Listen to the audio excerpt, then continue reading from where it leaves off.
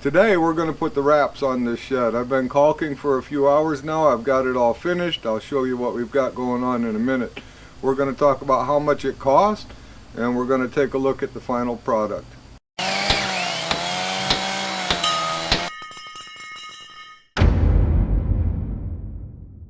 Hi everybody, I'm Jim Dirtorf and this is Detroit DIY. Let's take a look at this caulking. I've caulked everything around my trim after it was installed. This was not shown on video, but as you can see, I've caulked all the seams. I've also caulked the door all the way around. This window is now finished. All this paint's ready to be touched up. So I've also caulked in all of the screw holes. They'll have little dents there, but it's no big deal. You won't really be able to see it unless you get right up on it. Some of the trim used a little more caulk than others. I also caulked the seam where I put the two pieces together. So now, with all the caulking complete, I am ready to get some paint on and get this thing finished up.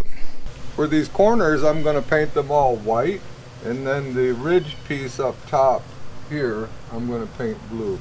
But these will all get white, and they will get a couple of 2-3 coats on them, I'm sure. So I'm going to paint away, and we'll come back and take a look when I've got this all done. The shed is finished. Before we take a look at it though, let's just talk about money real quick. I have approximately $950 in materials to finish this shed. I was lucky enough to get the T111 for $36 a sheet, as opposed to the lumberyard locally here was $74 a sheet. So by driving an hour to Home Depot, I cut that cost in half. The windows were about $250 in total. That's not counting my time, obviously. None of this is counting my time. But that's where you get your bang for your buck as a DIYer. You can turn out something like this and it's a lot less money. There's also a whole lot more satisfaction in doing it yourself and seeing the finished product. I'm really happy with how this turned out, and I'm hopeful that it lasts another 15 years. Let's take a look at it. This shed went from looking old and dilapidated to looking like brand new. It's really amazing how well it turned out and how good it looks. My neighbors are extremely pleased. As you can see, their back deck, they basically look at the side of it every time they're sitting on their deck, so they're happy as can be that it's finished. When I caulked, I forgot to mention earlier the caulking of this board here.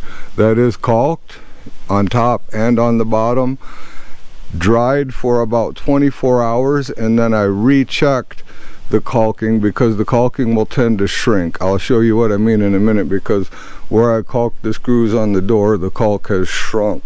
So you don't want to rush and paint right over that caulking, because it will shrink up on you and it'll create a little pocket.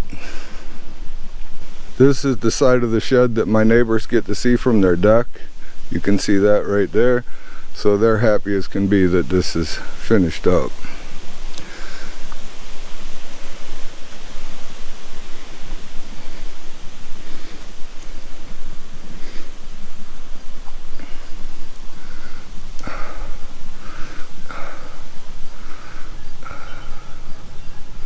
And then this is the side that faces the lake.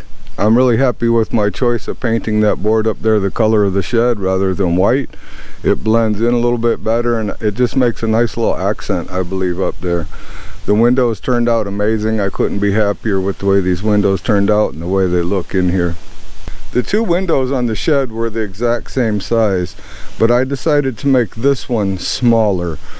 And that wasn't because I knew the door was going to be larger, it's just because I wanted some room between the corner trim and the door trim, and so I just kind of guessed at 38 inches. Then when I found this door and I put that in, I got a little bit worried because I was afraid this window was going to be a little too big still.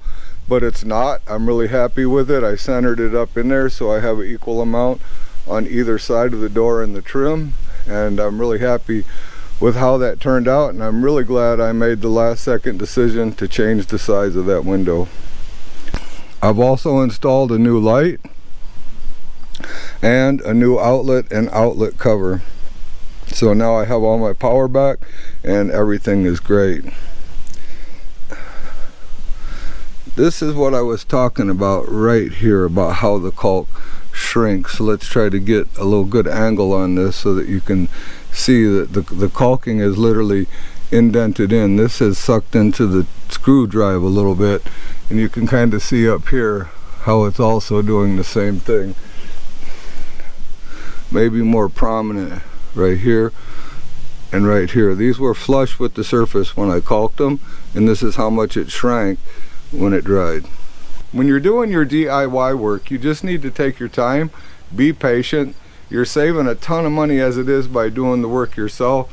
There's no reason to get in a hurry and make a mess of things. If you run into problems, slow down, think about it, look at it a little bit, and figure it out in your head how you're going to proceed without things turning into a mess.